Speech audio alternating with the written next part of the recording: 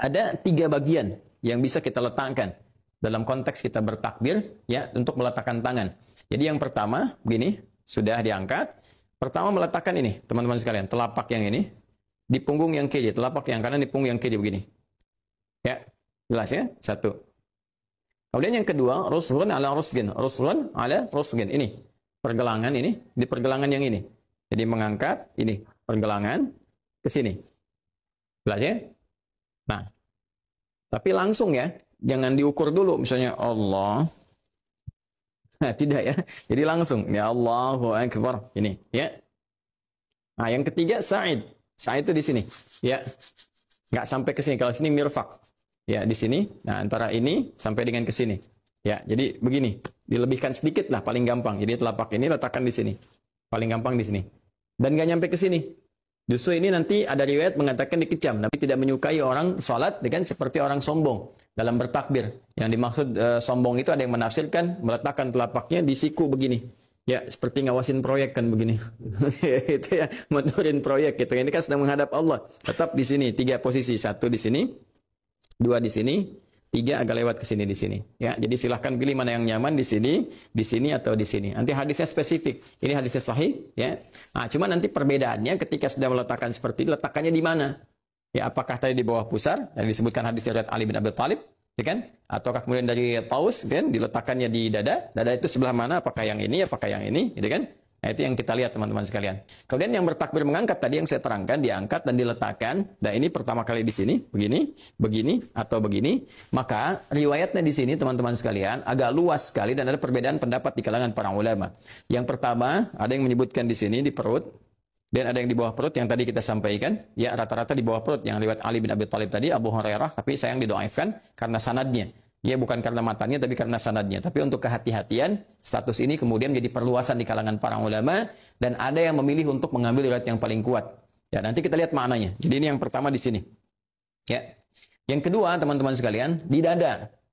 Dan ingat betul baik-baik. Dada itu, teman-teman sekalian, di dalam konteks bahasa Arab, itu ada yang spesifik penekanannya disebut dengan sodrun. Ya, ada yang sodrun. Ya, sodrun, ada yang nahrun. Nahrun itu yang sebelah atas, yang dekat ke leher. Ya sini, kalau ini ke halak, ya tenggorokan di sini, ya tenggorokan, ya, halak. Nah, kalau kita taruh di sini, nah ini nahrun namanya. Nahrun, makanya unta itu sembelihnya di naharnya. Ya, inna a'tainakal kautsar fashalli rabbika wanhar. Ya, sembelih, unta disembelih dengan menggunakan posisinya di naharnya dan dalam keadaan dia berdiri, enggak dijatuhkan.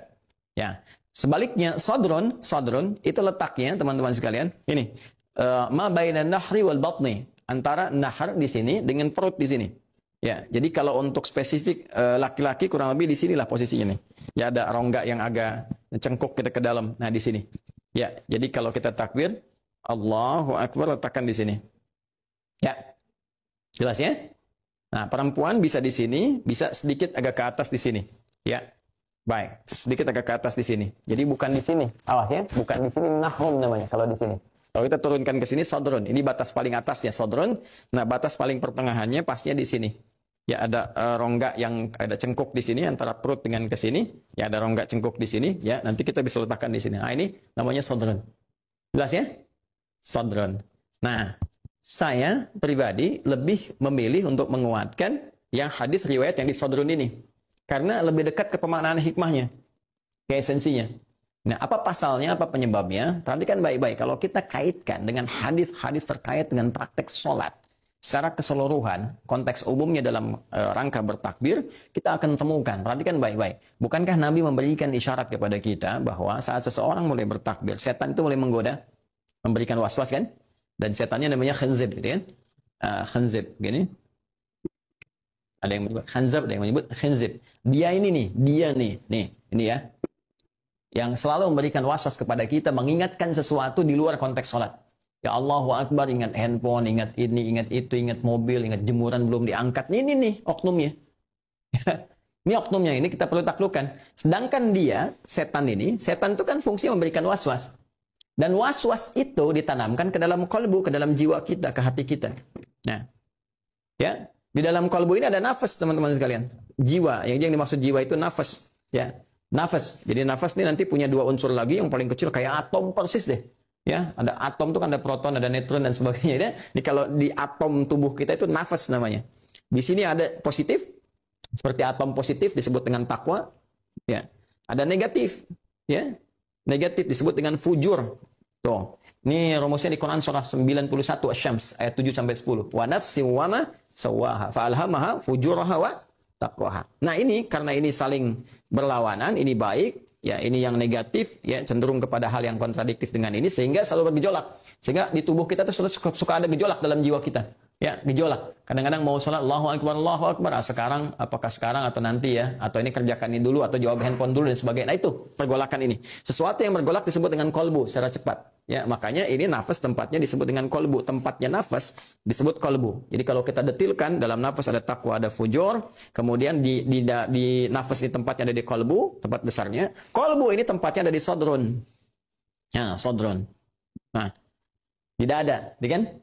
Mana dadamu? Ini dadaku, gitu kan? Nah, itu kan menunjuk kepada hati, kepada jiwanya, sumber kehidupannya. Ini sumber kehidupan, ini unsur terkecilnya, ada di kolbu karena bergejolak. Kolbu tempatnya ada di sodron. Jamaknya sodron, sudurun. Nah, setan itu berusaha menggoda langsung di frame terbesarnya, di sodrunnya nih, di sudurnya. Ya, supaya ininya terus digolakin, ya jadi semakin menggolak gitu kan, semakin muncul kegelisahan dan sebagainya, dan ini juga kena, ini juga berusaha fujur dibangkitkan, ya. Kalau fujur dibangkitkan, takwanya ditekan, nah ini yang paling bahaya, muncullah keburukan-keburukan. Ya, jelas ya sampai di sini teman-teman sekalian. Nah, dari mana taunya dia menggoda ke sini di surat An-Nas? Ya, qul a'udzu birabbin nas, malikin nas, ilahin nas, min syarril waswasil khannas alladzi yuwaswisu fi sudurin nas. Nah, karena itulah teman-teman sekalian, penting bagi kita untuk menjaga keadaan hati kita, ya, keadaan jiwa kita supaya nggak banyak dikuasai oleh setan. Karena itulah kita mencoba menjaga, memegang dengan baik begitu bertakbir Allahu Akbar, jaga nih jiwa kita jangan sampai diotak-atik oleh setan. Karena itu kondisi lebih seperti ini untuk menguatkan ini dipandang lebih memantapkan kita untuk mendekatkan kepada khusyuk dibandingkan kita mendiamkan begini. Sekalipun itu kembali kepada kondisi masing-masing. Tapi saya lebih memilih untuk seperti ini karena ini lebih mendekat kepada pemaknaan dan hikmah. Jelas ya?